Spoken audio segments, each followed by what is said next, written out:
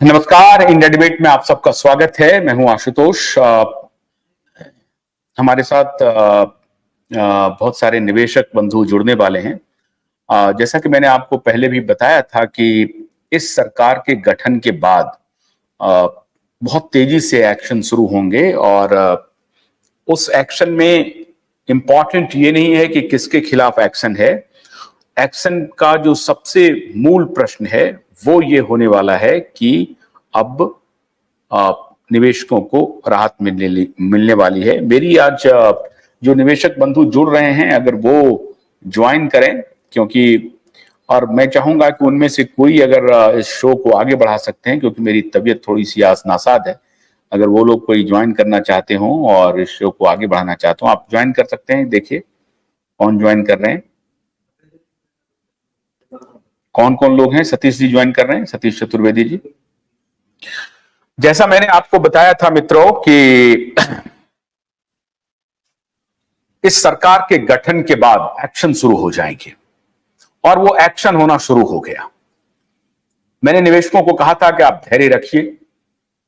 इसमें यह बात भी तय है कि प्रबंधन भी अब चाह रही है सही दिशा में कुछ हो, लेकिन सरकार अपने तरफ से जो दबाव बनाती है, सरकार अपना दबाव बना रही है और अब इसमें कोई मौका नहीं है किसी के भी लिए। और जो मैंने आपको बताया था कि पीआईएल जो लगने वाली है उसकी भी ड्राफ्ट तैयार है, वो भी आपको कुछ ही दिनों में वो भी लगने वाला है सुप्रीम कोर्ट। लेकिन इसके पहले ही मुझे लगता है कि पीआईएल की जब से बात हुई है उसके बाद से सरकार अलर्ट है और इस चुनाव में निवेशकों ने ये अपनी ताकत सरकार को दिखा दिया। खासतौर से भारतीय जनता पार्टी को बहुत नुकसान हुआ है और इस वजह से अब बीजेपी की सरकार जो केंद्र में है अब वो कोई रिस्क लेना नहीं चाह रही है और किसी भी सूरत में अब निवेशकों के हित के लिए जितने काम हो सकते हैं उन्होंने वो काम करना शुरू कर दिया है।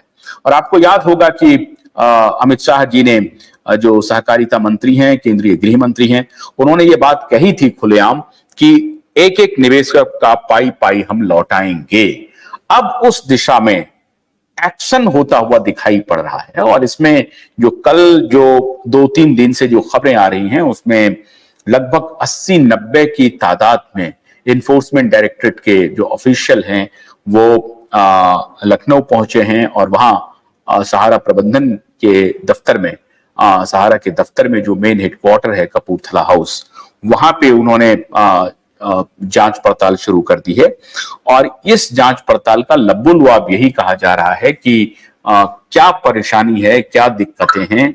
वो ईडी के जो रेड्स हैं उसका कोई इम्पैक्ट निवेशकों के पैसे को लौटाने से है? बिल्कुल है।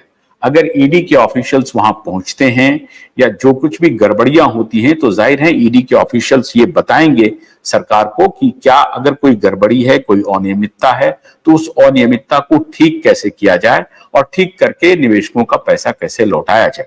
और अगर कोई गैर कानूनी काम हुआ है, कोई गलत काम हुआ है तो उसके लिए कुछ जो प्रावधान है उसके हिसाब से वो मुकदमा भी चलेगा। इसके पहले भी कपूरथला हाउस में कई बार रेड्स की घटनाएं होती रही हैं, कभी कभी इनकम टैक्स के लोग पहुंचते हैं।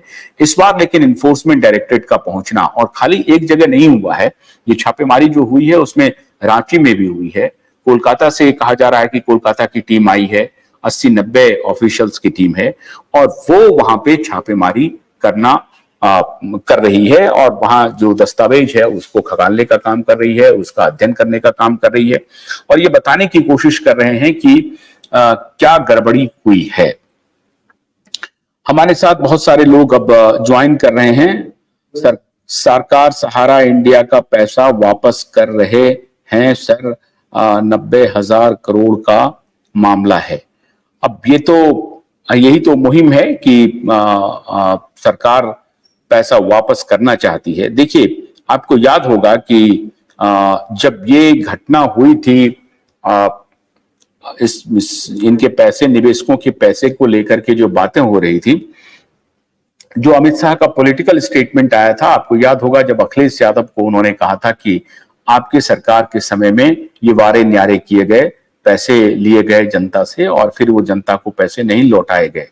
और अखिलेश यादव ने इस मुद्दे को बड़ी शिद्दत से उठाया था इलेक्शन के दौरान कि सरकार निवेशकों का पैसा क्यों नहीं लौटा रही है, क्यों नहीं देख रही है। अब सहारा प्रबंधन इस बीच में कहीं नहीं है। सहारा प्रबंधन के सारे राइट्स एक प्रकार से सरकार के पास है और सरकार ये अब दिखाना चाह रही है, एक्शन करना चाह रही है कि कहां कहां क्या क्या कागजात है। मैं बड़ी मजबूती से इस बात को मानता हूं कि यह मुमकिन है कि सहारा के जो डिटेल्स हैं वो सरकार अब चाहती है। प्रॉपर्टीज के कागजात चाहती है, कहां कहां प्रॉपर्टीज है, किस प्रॉपर्टीज को सेल किया जाना चाहिए, सेल करके अगर कुछ भी राहत मिलती है, किसी को दिया जा सकता है तो दिया जाना चाहिए। और जैसा मैंने आपको बताया था कि इस मुद्दे पे, निवेशकों के पैसे को लौटाने के मुद्दे पे सहारा प्रबंधक भी एक प्रकार से पूरी तरह से अब ये मन बना चुकी है, सहारा प्रबंधन भी मन बना चुकी है कि इस मामले में कोई राहत नहीं हो सकता है बिना पैसे निवेशकों का दिए हुए, अन्यथा इसका खामियाजा हमें भुगतना पड़ेगा। तो सहारा प्रबंधकों का भी मन मिजाज जो है वो पैसे लौटाने को लेकर के है। मैं नहीं ये मान सकता कि सहारा प्रबंधक ये चाह रही है कि हम पैसा गबन कर लें या तिकड़म करके कुछ गबन कर लें। मैं इस बात में यकीन नहीं करता।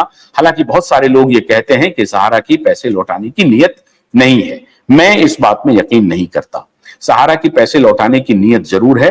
ये और बात है कि वो दबाव से नीयत बनेगी, ये बात मैं मान सकता हूं कि वो अपने मन से उनकी नीयत नहीं है, लेकिन दबाव बनाने से नीयत जरूर बन जाएगी। तो सरकार वो दबाव बना रही है, सरकार दबाव बना रही है, लेकिन उनकी भी नीयत है कि हम सहारा का जो भी निवेशक का पैसा है उनको हम लौटा दें, लेकिन लौटाने में विलंब कर रहे हैं, निवेशकों को इंतजार करना पड़ रहा है। तो ये इंतजार अब खत्म होगा। जैसा मैंने आपको कहा था कि चुनाव खत्म होने दीजिए, आपको सारा कुछ दिख जाएगा सामने में, और वो होता हुआ दिख रहा है। जिस दिन हमने ये घोषणा की थी कि हम PIL लगाने जा रहे हैं सुप्रीम कोर्ट में, उसके बाद से ही एक्शन शुरू हो गया था। जैसे ही सरकार का गठन हुआ और जून में प्रधानमंत्री ने शपथ ली, और उसके बाद आप देखिए कि जुलाई के पहले सप्ताह में जुलाई महीना शुरू हुआ है, और 3 और 4 तारीख को 2, 3, 4 तारीख को ही दबिश शुरू हो गई। तो ये मान सकते हैं आप कि सरकार निवेशकों के पैसे को लेकर के बहुत गंभीर है और वो पैसा लौटाना चाहती है। और अगर सहारा प्रबंधन पैसा नहीं भी लौटाने का उनका मिजाज होगा, अगर मान लीजिए, जैसा मैं नहीं मानता हूं ऐसा, लेकिन अगर मान लीजिए कि जैसे हमारे सारे निवेशक बंधु कहते हैं कि नहीं, सहारा प्रबंधन तो पैसा लौटाना नहीं चाहती है, तो ये बात जो कि गलत है।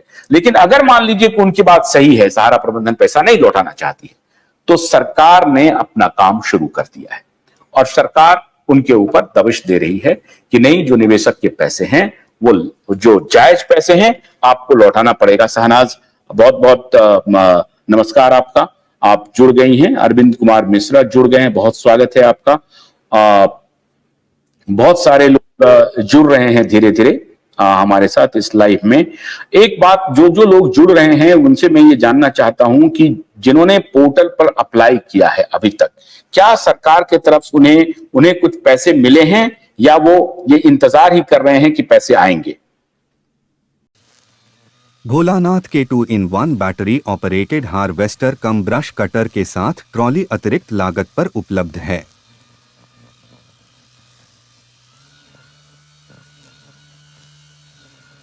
अधिक जानकारी के लिए कृपया दिए गए नंबर पर कॉल करें।